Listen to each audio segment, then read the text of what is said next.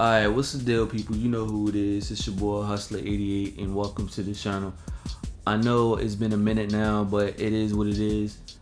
I hope you enjoyed this video. I hope you subscribe to the channel. Please tell a friend to subscribe to this channel. Please give it a like if you can. If you don't like my videos, unsubscribe. Don't watch my videos again. But just tell me your reasons why you dislike the video. But let's get off topic. What I want to talk about is the Order 1886. My review. I just finished playing the game. I finished the whole entire game. You cannot do a review without actually playing the whole entire game. Then you have to put your emphasis, your thoughts on the Order 1886. Now let's get started with the story. Now the story of itself is pretty immersive. Like, once you get into the game, you're gonna be really intrigued about the story. You're gonna be intrigued about what the story is about, what is this really like pointing into, because when you really progress into the game, progress into different chapters, you're gonna really be enticed about what's going on into these characters, because you know you got all these characters. You have the knights. Now the story takes place in London, and actually with London, like, it starts off with the war, because the war of itself is an industrial war, and it's actually you're competing against these half-breeds, which is the Lycans, because these half-breeds are half man and half animals, these wolves, and you're actually eliminating, you're actually diminishing all these half-breeds, and these half-breeds are, you know, dehumanizing the whole entire city of London. And your job is actually to destroy these half-breeds. And I'm not gonna get into the whole story. You gotta really figure it out for yourself. You have to really play it for yourself. And the Order 1886, I would have to say that the story is really intriguing. If you really into games that has a lot of story-driven games, this is a game for you. I give this story a 9.5 out of 10, because you know the story of itself, even though it didn't have a long story, even though it was a short game, I feel that this game of itself, the story of itself, is really immersive. They triggered this in this game, and you know Ready or Dying did really a good job with this. And you really, you know, you have these four protagonists, not these four protagonists, you have like different personalities of these characters, and you have Percival, you have Igraine, you have Marcus, and then you have Galahad. And then Galahad, he's the most protagonist. He's like the main protagonist, the most intuitive protagonist out of the Order 1886. You know, out of the four knights, he's the most embracive antagonist. I mean protagonist, because you know he's a person that's more into, he's more serious in terms of the war. He's trying to eliminate the half-breeds, pretty much. He's trying to make peace into London, and at the end of the story he's being portrayed. But I'm not gonna get into the whole thing, because you have to really play it for yourself. Now let's get into the gameplay. As far as the gameplay goes, I would have to say that the gameplay is average. It's not that bad, but they need to fix a few things. Let's start with the bad. We're gonna have to go with the bad and then with the good. It's better to start off with the bad instead of the good, because if you don't start out with the good, I mean, if you don't start out with the bad, I mean, what's the purpose of like opening something that's good? You bringing out the bad news, but yet you have to bring out the good news after that, because you're gonna surprise people and they want to really like play it more and more and more. But let's start with the bad first. Like with the button props, in terms of the button props, I would have to say like it don't give you any options. Ready or Dying, even though it's a new IP, you know they can really fix this. Like when you get into combat, the slow pacing, like it's really slow, like it's not timing right. The button props, like sometimes when you engage into one of the enemies, one of the policemen's, you can actually, like, when you start making the prompt, like when you press the button, it's like, wow, you timing too late, and it don't give you any options to do it. Like The Last of Us.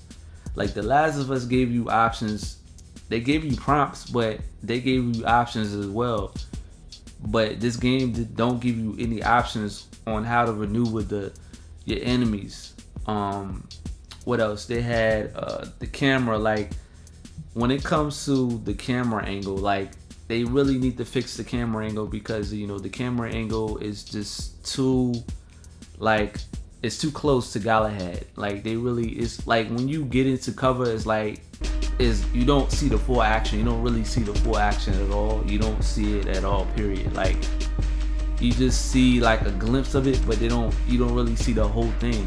Actually, Ready or Dying will fix that. And I know this game is going to be a sequel. It's going to be a sequel. At the ending of it, like, they had like a dialogue between Galahad, and he was talking to a telecom. And actually, like, it's going to be a sequel.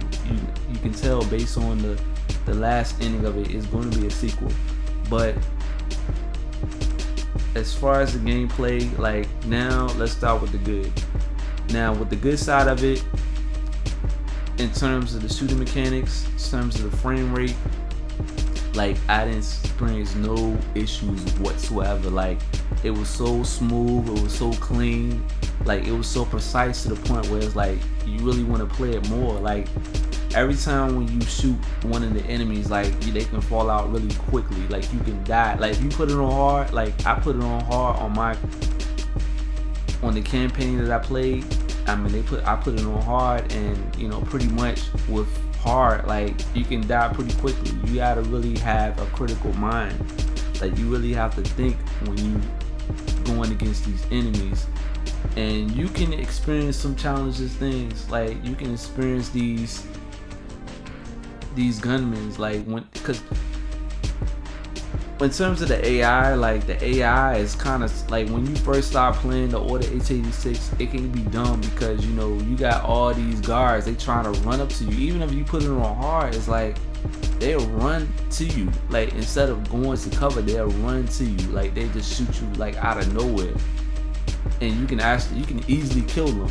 And with the AI, I would say it's not bad, but there's some parts of it is dumb. But like, as you progress, it gets better and better. Frame rate, no problem at all. There's a few issues, but at the end of the day, I will give this. Bear with me. I just wrote down some notes.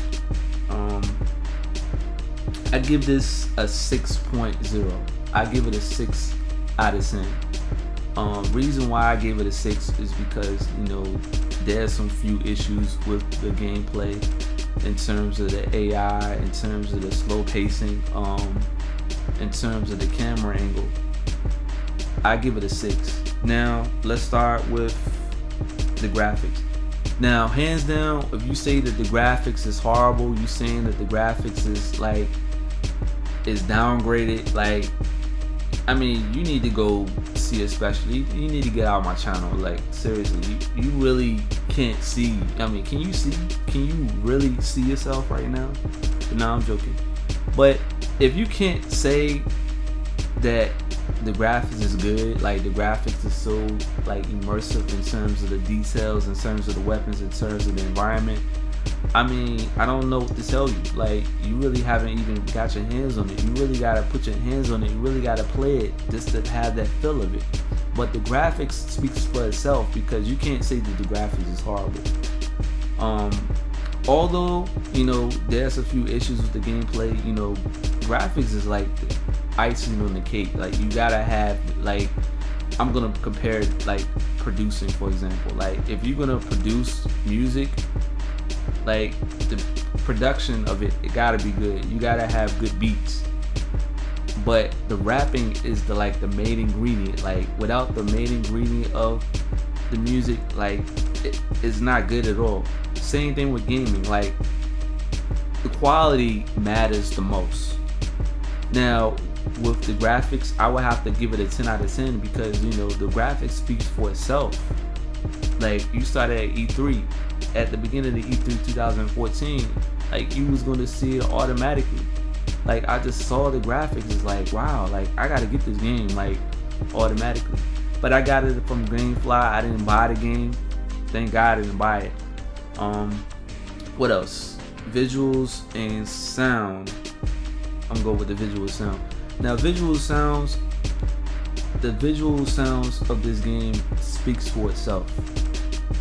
I'm not gonna get into details of it because the visuals and sound, like, when you start like get into these different chapters, you like actually hear sounds like it match up, it attached to the gameplay. It's like, wow, like, especially the story mode, like, it'll like get you to the mood of wanting to play more. It'll get you to the atmosphere of wanting to play more. Now, the visuals, like, oh my god, the visuals is so sick, it's so monstrous, it's so innovative. Like, the environment, like, the people like interact, like, as soon as you pick up a weapon, it's like, you watch the weapon, you look at it, you be like, wow, they put Ready or Dying put so much emphasis to the weapons. Is like, wow, your mouth be like dry, like your mouth is gonna be dried up, like, oh wow, I can't believe this. Like, you just walking around, like, the environment is so like intense and so innovative. I would give it a 10 out of 10. Based on the graphics, based on the visuals, you have to give it a 10 out of 10. You have to give it a perfect score with this, because hands down, this is like the best PlayStation 4 exclusives I ever played in my life. What else? Weapons. As far as the weapons go, now, when I started playing the Order 1886, you have a variety of weapons. You have the, like, now they brought the weapons, like, as you progress through the Order 1886, you have this type of electrical, the 19th centuries and the 21st century weapons. Like, the 21st century weapons, like, they advanced the weapons to the point where it's like it has so much effect. Say, for example, if I use a certain type of weapon, I don't know a particular weapon names, but let's say with the weapons, like with the grenade, like, you can actually, when you shoot one of the enemies, it's like, wow, like, they can actually blow up. Like, you can actually see the effect, like, they can just burn up, like, really fast, like, really quickly. Especially when you shoot the walls, like, you can just actually see the effects. Like, wow, like, this is crazy.